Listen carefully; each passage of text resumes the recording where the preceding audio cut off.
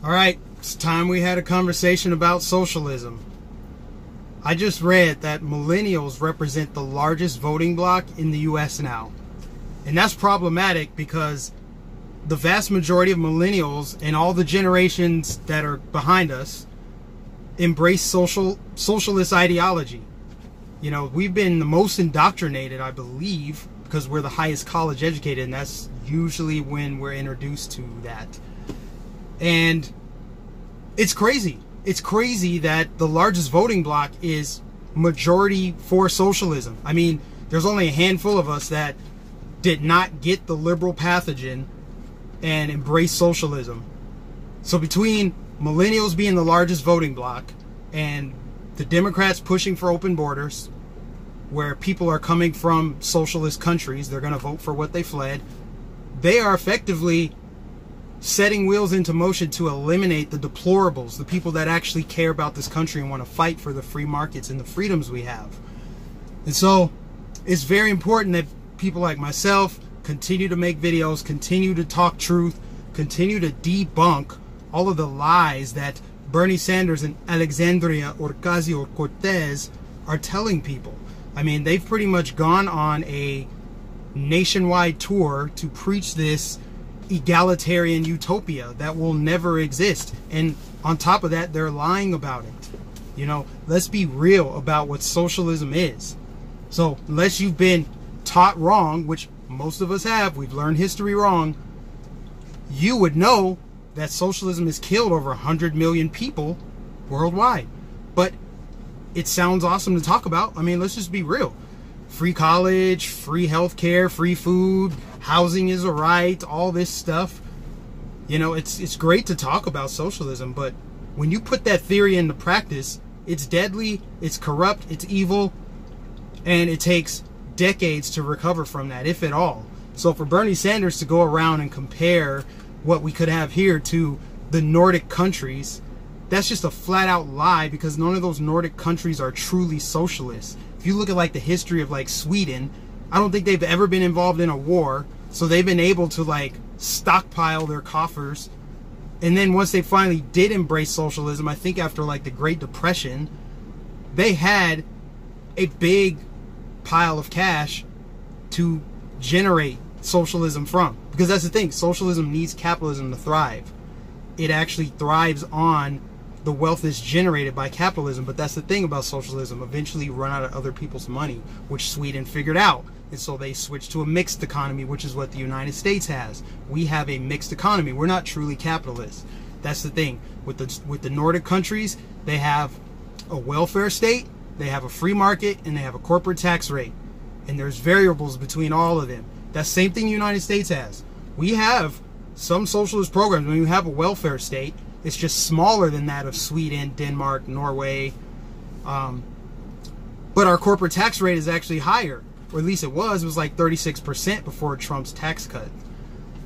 And so that's the only difference between us and those Nordic countries, is we spend more on our like military defense. We've been involved in wars. We have other things going on. We're also a bigger country than those countries. So that's a lie for him to talk about that. If Bernie Sanders wants to be authentic and talk about other socialist countries, he needs to talk about Venezuela. He needs to talk about Cuba, talk about Brazil, North Korea. These are countries where people are breaking into the zoo to eat animals. They're lining up for toilet paper. Their currency value is nothing. So people over here, for whatever reason, have been convinced to vote against their interests. So that alone tells me that we have to keep working. We have to keep fighting. Our votes matter so much now, more than ever before. Imagine if we had Hillary in office right now. We would be at war, and we'd be implementing socialism. They are radically trying to change our country. And so we have to continue fighting for it. You know, they could never convince me to embrace a totalitarian government that is designed to take away my freedoms, my liberties, to make decisions based on my life, my family's life, because they think they can handle it themselves. It's like, oh yeah, you just pay into this system and we'll redistribute it. Now, this is why I'm libertarian.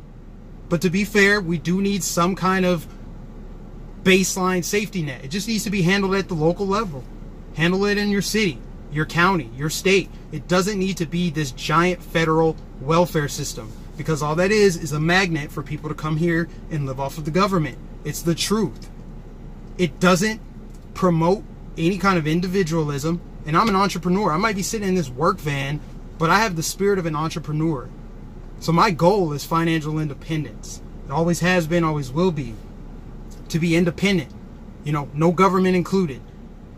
That is the divine nature of humans, is to make decisions for themselves, not put some government on a pedestal. And that's what we're seeing come out of Alexandria Ocasio-Cortez and Bernie Sanders. They're putting God on a pedestal like it's, or putting government on a pedestal like it's holier than thou, and they think that they can make better decisions about your money than you can. I mean, look at the reason why I think it's actually going to catch fire here, and what concerns me is, look at cities across the country where Democrats are in control. I've talked about this before. Flint, Michigan, they're drinking lead water. They're either super corrupt cities like Flint, Michigan, tiny little towns in Ohio, Chicago, Detroit, or you have cities like Seattle, San Francisco. San Francisco, let's talk about San Francisco, right? Because they're essentially a petri dish for social experiments. They're always trying out different things. Universal basic income. You know, everything that they have done has just caused people to flee. They have high taxes. They have an explosive tent city epidemic. They have literal feces on their sidewalks. Hypodermic needles littering the streets everywhere. That's a health hazard in itself. Yet taxes are going up, but there's more homeless people. So you have to wonder, where's the tax money going? See, it's already corrupt on such a micro scale. And now if you imagine, this is how they envision all cities to be eventually. Now, you know, amplify that out to a macro scale. Every city looking like San Francisco, where you have top-heavy bureaucrats making all these decisions, layering on more regulations and fixing their own problems. See, that's the thing with the Democrats, to the left. They're always creating a problem and then showing up with the solution. Like, how can you be the arsonist and the fire marshal? That's what they do. Every time they create a problem, like the homelessness problem in San Francisco, they come in like, oh, we just need more government regulation. The problem is always government, and the answer is always more government with the left. And more people, I think, we'll start to see that.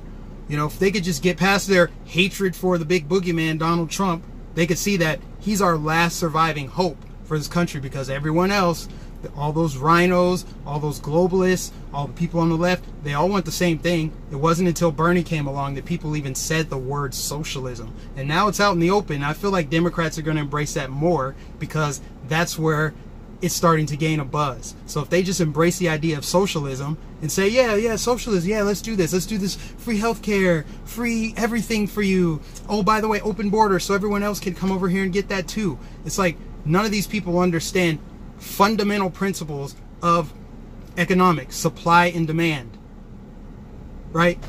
We have finite resources here, and yet they think we can just add more people to it, to a system we're already paying into, and we don't even have enough in that pot to support the people here, so they're bringing over more people because they know, they're smart. They know that they can have people that are constantly going to vote for the same thing over and over.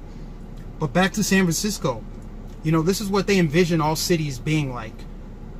You know, they want it to be like San Francisco or Seattle or Portland. I don't know what it is about these cities on the West Coast and their over-the-top Marxist worldview.